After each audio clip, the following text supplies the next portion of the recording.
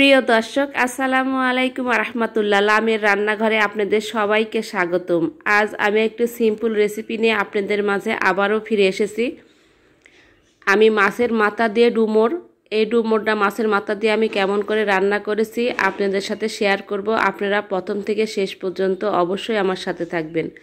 আপনারা তো অনেকে অনেক ভালো রান্না করে থাকেন, কিন্তু আমার এই রেসিপিটা ফলো করে একবার রান্না করে খেয়ে দেখবেন কতটা টেস্ট। আর আমার মনে হয় এভাবে রান্না করে ফ্যামিলির সবাই খুব পছন্দ করবে। চলুন মূল রান্নায় আমি চলে যাই।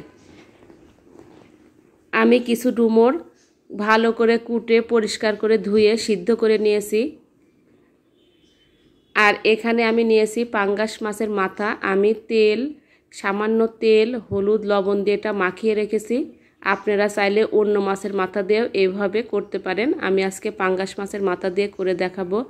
আর পাঙ্গাস মাছে অনেক বেশি তেল থাকে, আর ডুমুরের সাথে তেলটা অনেক ভালো যায় রান্নায়, এজন্য আমি পাঙ্গাস মাছের মাথা দিয়ে রান্না করেছি। আমি মাছটা ভালোভাবে ভেজে নিব। এখানে আমি মাছের কাঁটাটাই বেশি ব্যবহার করেছি।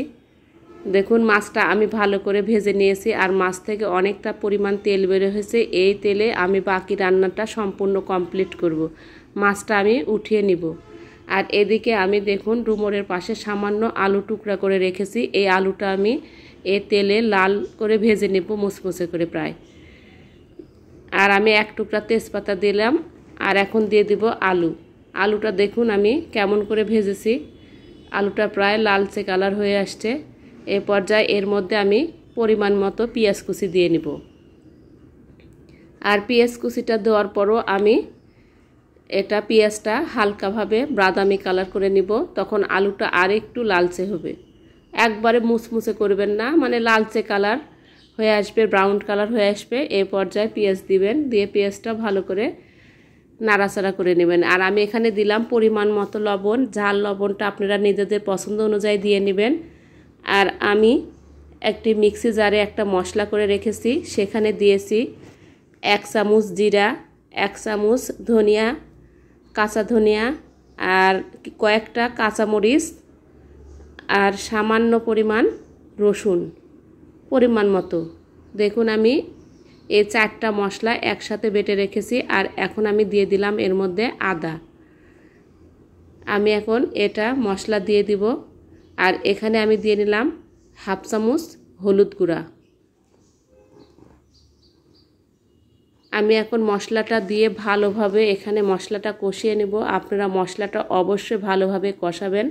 মশলাটা ভালোভাবে না কষালে কাঁচা গন্ধ থেকে যায়, তখন তরকারিতে বা খাবারে অতটা টেস্ট আসে না। আর মশলাটা আপনারা যত ভালোভাবে কষাবেন তরকারির টেস্টটা তত বেশি আসবে। আর আমি অনেকটাই কাঁচামরিচ দিয়েছি, এজন্য সামান্য একটু দিয়ে দিলাম মরিচ গুঁড়া কালারের জন্য। আমি 1 চামচের 3 ভাগের 1 ভাগ দিলাম মরিচ গুঁড়া। আর আমি এখন মশলাটা দিয়ে ভালোভাবে কষিয়ে নিব। আর এইভাবে আপনারা ডুমুরের তরকারিটা রান্না করে গরম গরম ভাতের সাথে খেয়ে দেখবেন কতটা টেস্ট। আর আমার রেসিপিটা যদি ভালো লাগে লাইক করবেন, শেয়ার করবেন, আমার চ্যানেলটাকে সাবস্ক্রাইব করবেন। আর আপনারা এভাবে অন্য রুই মাছের মাথা, কাতল মাছের মাথা, অন্য যে কোনো মাছে আপনাদের পছন্দ অনুযায়ী মাছের মাথা দিয়েও রান্না করতে পারেন। এটা খেতে খুব ভালো লাগবে। আর আমি মিক্সি জারটা ধুয়ে আবারও সামান্য একটু পানি দিয়ে নিলাম, দিয়ে মশলাটা আমি আবারও ভালো করে ঢাকা দিয়ে কষিয়ে নিব। দেখুন মশলাটা আমি আরও কিছুক্ষণ কষানোর পর থেকে মশলা থেকে তেল ছেড়ে আসছে। এখানে কোনো সামান্য পরিমাণ পানি নেই, সম্পূর্ণটাই তেল। আমি এখন ডুমুরগুলো দিয়ে ভালোভাবে এটা কষিয়ে নিব। আর ডুমুরগুলোতে বেশি পানি দেওয়া লাগবে না, ডুমুরগুলো সিদ্ধ করা, এজন্য আমি এখানে আলতোভাবে খানিক সময় কষিয়ে নিব।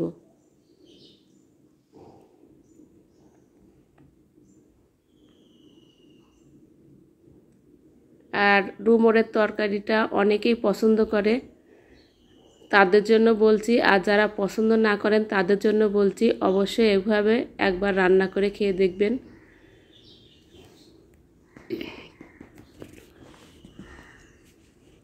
আমার ডুমুরগুলো ভালোভাবে কষানো হয়ে গেছে। এইভাবে প্রায় আমি 5-6 মিনিট কষিয়ে নিয়েছি।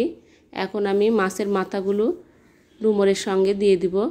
দেখুন পানি নেই, ডুমুরের তরকারিতে সম্পূর্ণটা তেল বের হয়ে আসছে। আমি এখন মাছের মাথাগুলো দিয়ে নিব, দিয়ে একটু নাড়াচাড়া করে সামান্য পরিমাণ পানি দিব।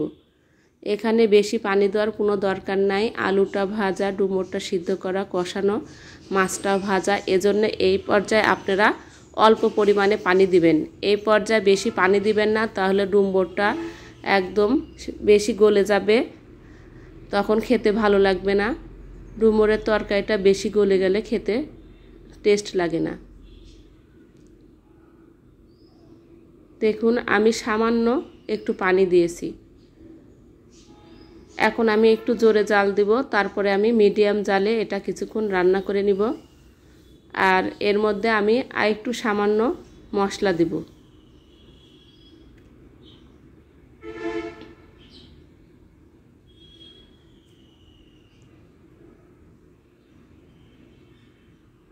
আমি সামান্য দিয়ে দিচ্ছি জিরা গুঁড়া। এটা ভাজা জিরা গুঁড়া করা আমি 1/2 চামচ পরিমাণ দিয়ে নিলাম। আর দিচ্ছি গরম মশলা। আমি মাংসের জন্য যেটা গরম মশলা আমি নিজে বাসায় তৈরি করেছি, সেই মশলাটা দিয়ে নিলাম। আপনারা কেনা মশলাও দিতে পারেন। আর এই গরম মশলা ভাজা জিরা দেওয়ার জন্য পাঙ্গাস মাছের যে একটা গন্ধ থাকে, এই ভাজা জিরা আর গরম মশলার ফ্লেভারে সেই গন্ধটা লাগবে না, খেতে ভালো লাগবে। দেখুন আমার রান্নাটা কমপ্লিট। রান্নায় সামান্য পরিমাণ পানিও নেই, সম্পূর্ণ রান্না তেলের উপর উঠে আসছে। আমি এখন এটা নামিয়ে নিব। নামিয়ে আপনাদের সামান্য পরিবেশন করে দেখাবো। আর এটা দেখুন দেখতে কতটা ভালো লাগছে।